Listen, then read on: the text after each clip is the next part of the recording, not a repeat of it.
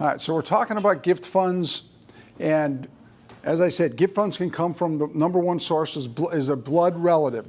So how do you verify blood relatives? So as I said, sometimes it's very easy. Other times it's a little bit more complicated. And so one of the things that we'll do is we might have to give gift certificates. I mentioned, or not gifts, but birth certificates. Remember, I mentioned just a few moments ago that I had this loan about a year and a half ago, maybe a little more than that, where he was overseas. And he would spend 6 months overseas, come back, spend 8 weeks with his family, and then go back overseas. That was his job. And the money for the down payment, the closing costs, it was coming from 4 different people, all blood relatives. But nobody, well, one person did. Everybody had different names. So we had to get all kinds of birth certificates, driver's licenses, so that we could tie the whole thing together. Now that's a very unusual situation. It gets that complicated. But sometimes it does. So just bear in mind, it's got to be a blood relative if you're going to get gift funds. The second thing about gift funds, it can come from a nonprofit. I mean, your church could actually donate or give you a gift toward your down payment. So a nonprofit organization can make gift funds available to a buyer. That becomes a possible source. That's not used very often, but it can be. There are times when an employer can give a gift for a down payment. Not in every case, but there are. If it happens to be the business is owned by mom and dad, that can be done pretty easily. But there are times that your employer can make a gift toward the down payment. You got to speak with me or your lender, whatever the case is that you find out. But so gift funds, the sources of gift funds are multiple. As I said, rule of thumb, if they're not a blood relative, gift funds won't work. All right?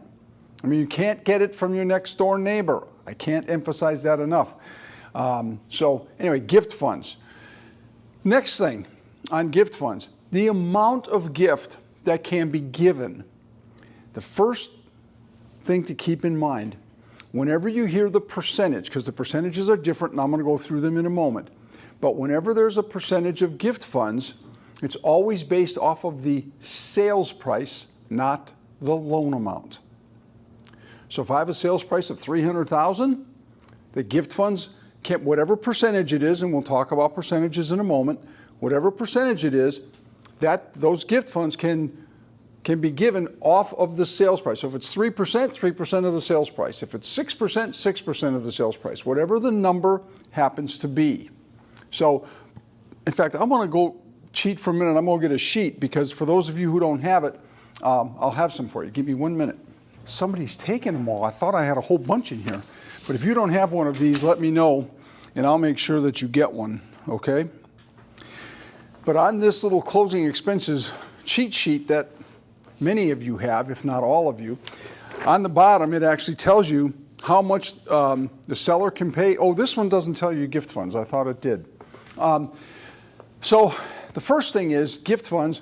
If it's a lower down payment, conventional loan, if it is a 3 or a 5% down payment, the maximum gift funds, 3% of the, oh, excuse me, I said that wrong. If it's 3 or 5% down, unlike if it's seller pay closing costs, all of the money can come from a gift, 100%.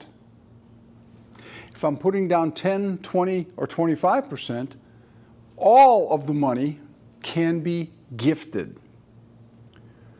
So we have a loan closing Thursday this week, and they're coming up with a 15% down payment, and they are paying, I think the kids are going to pay like $10,000. It's a $590,000 purchase. Dad is paying all the rest, and that's perfectly okay. As a matter of fact, I told Dad, said, well, what if I wanted to do it all? I said, you could pay it all. We don't care. So all of the money on a conventional loan can be gifted, all of it. All right? If it's an FHA loan, same thing. It's based off of the sales price, and all of the money can be gifted, 100%. Buyer does not have to have any of their own money in that situation. Now, if it's a USDA loan, which some of you do USDA, some of you don't, USDA loan, a little bit different. USDA loan, all of the money necessary for the closing expenses, because USDA is 0% down. All of the money for USDA can come from a gift, with one exception. A lot of USDA loans will ask for something called reserves, meaning you take the monthly payment, multiply it times usually 3 is the request, sometimes it's 2. Whatever that monthly payment is, say the monthly payment's $1,400, that's $2,800 or $4,200. The lender will be able to tell you if it's got a 2-month reserve or 3-month reserve requirement, if there is one. The reserves cannot be gift funds. Now, you're not going to remember all this stuff. It's important, though, that if you're doing a USDA loan and you're thinking, well, they don't have any money, they really don't have money at all, and they're getting it all from dad, first question you ask the lender, do they have to have reserves? Lender says, yeah, I think they might have to. They look at their automated underwriting file, say, yes, they've got to have 3 months reserves. Well, those reserves cannot come from a gift. They have to be their money. So it can be a little bit tricky. Hopefully your lender is on top of it, and they know and understand that, know what to look for, know to ask all the right questions so that you're not going to have an issue 3 days before closing trying to dig up where they're going to come up with this money because they thought they could get it as a gift. Now, jumbo loans. Jumbo loans, a little bit different. Most jumbo loans require that the borrower verifies that they've got a minimum amount of that down payment available. It's not like they're going to necessarily use it all. Dad might come in, they're buying $1 million property. Dad might come in with the full 25 or 20 or 25% down payment. But as long as I can demonstrate that they've got, depending on the end lender, the end investor, they might be 5% of their own money or 10% of their own money. It varies.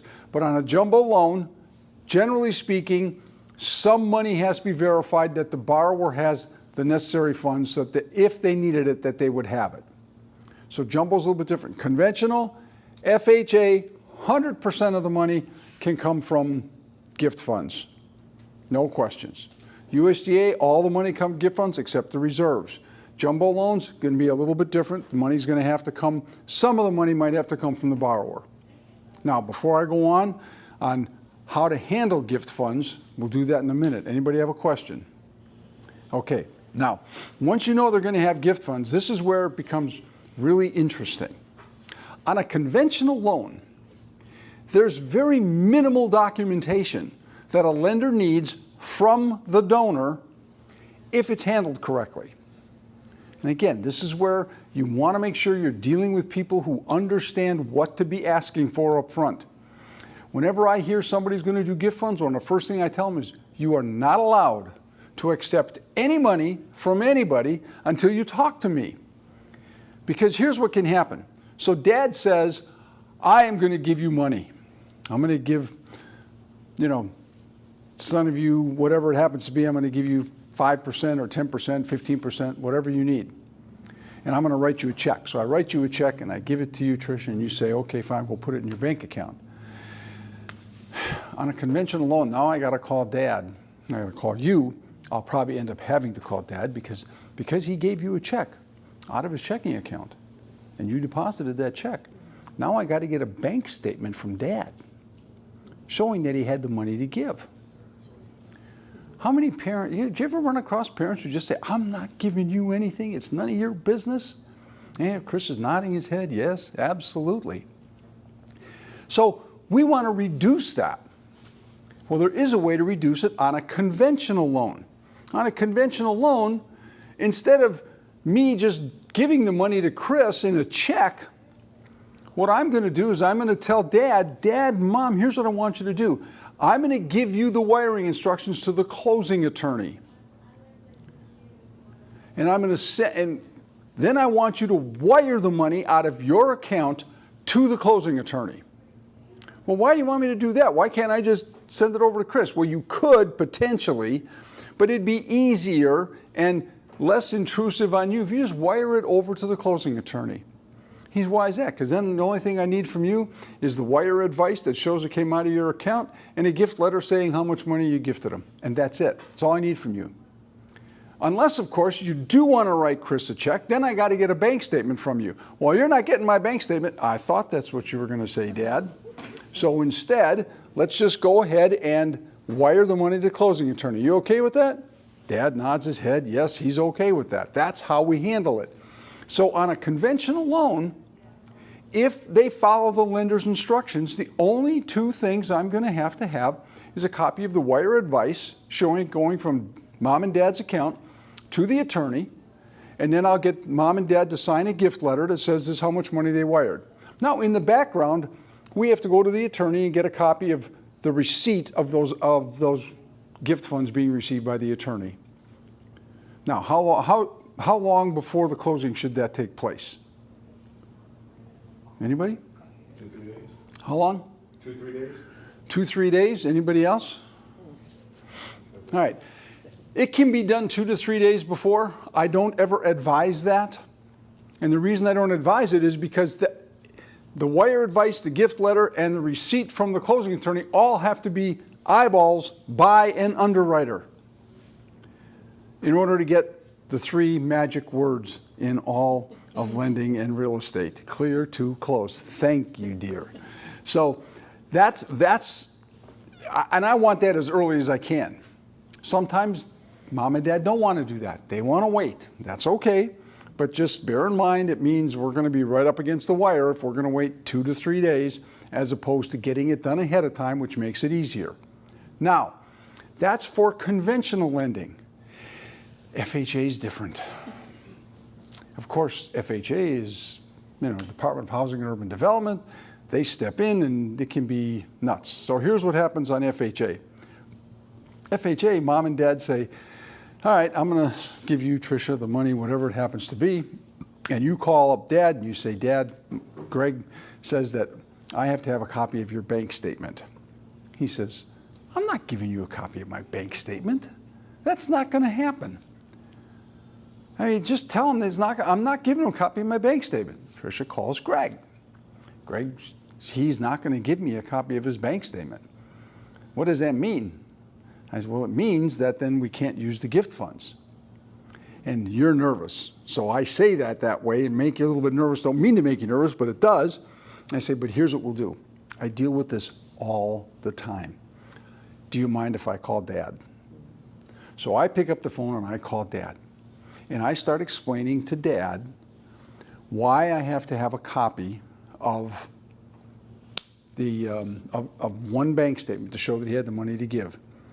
He says, but last year I did this for Tricia's sister. I didn't have to do any of that. I just gave him a copy of the wire thing and it was done. I said, I'll bet they did a conventional loan, didn't they? He says, I don't know. I said, I'm sure they did. He said, why? Because on a conventional loan, if you wire the money to the attorney, you don't have to have a copy of bank statement. It's none of our business. But on FHA, if you want to give the money to Trish, I don't have any choice. This is not me. This is not my bank.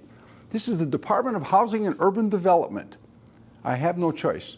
Well, I'm blocking out all my numbers. I said, okay, how about this?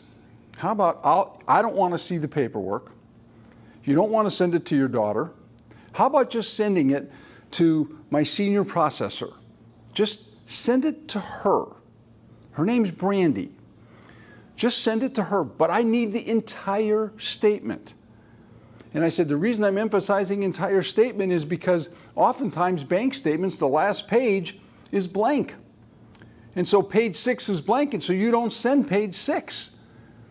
And you're saying, what do you need page 6 that's blank? Well, that's because on the bottom of each page it says 1 of 6, 2 of 6, 3 of 6.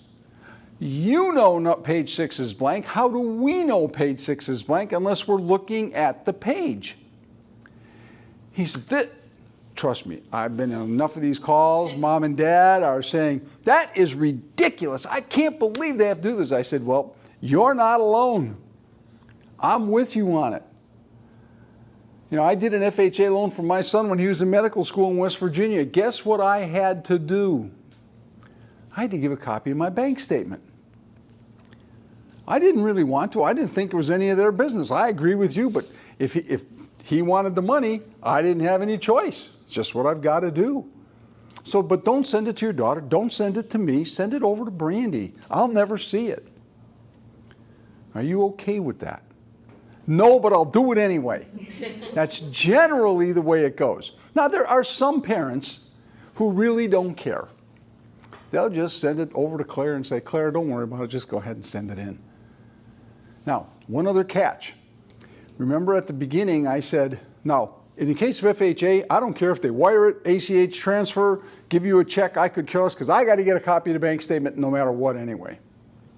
But on a conventional loan, what I don't want to do is I don't want to have them do anything other than a wire. Sometimes they will have, Hillary and her parents might have an account together at Bank of America. So dad says, oh, that's no problem, or mom says, that's no problem, I'm just going to ACH transfer the money to Hillary. Oh, no, please don't do that, please don't. Because if you ACH transfer it, now I got to get a copy of your bank statement. I don't want your bank statement. So wire the money. Don't give Hillary a check. Do not ACH transfer to Hillary. Just wire the money to the attorney. And we'll make it much easier. Okay? I'm using up all my time. Now, quick summary of things. First of all, in most cases, all the money can come from a blood relative or from a nonprofit. Sometimes employer. Don't count on employer thing. Just use blood relative. That's the rule of thumb for most cases. Has to be blood relative. We might have to prove that. Okay, that's number one. Again, all the money can come from there. Remember, conventional loan, the donor is going to give the money or wire the money directly to the closing attorney, not give it to you or me. They're going to wire it to the closing attorney. That way we reduce the impact of what they've got to give us. FHA, probably going to have to have mom and dad talk to me, because at least 2/3 of the parents don't want to give a copy of the bank statement, and I have to get involved, and that's okay. I've been doing it for so long, I know exactly what arguments they're going to give us. And then lastly, try to do the gift funds as much upfront as you can. Don't do it before binding contract, by the way. Please don't do it. That just gets hairy. Do it after binding contract, but just know the rules so that once the binding contract comes in, we can take action, but get it done. I like to get it done at least 7 to 10 days before we're closing. That way I get it into underwriting, get my magical 3 words, clear to close, and everybody's happy. All right, questions? No? All right, thank you, everybody. Appreciate it.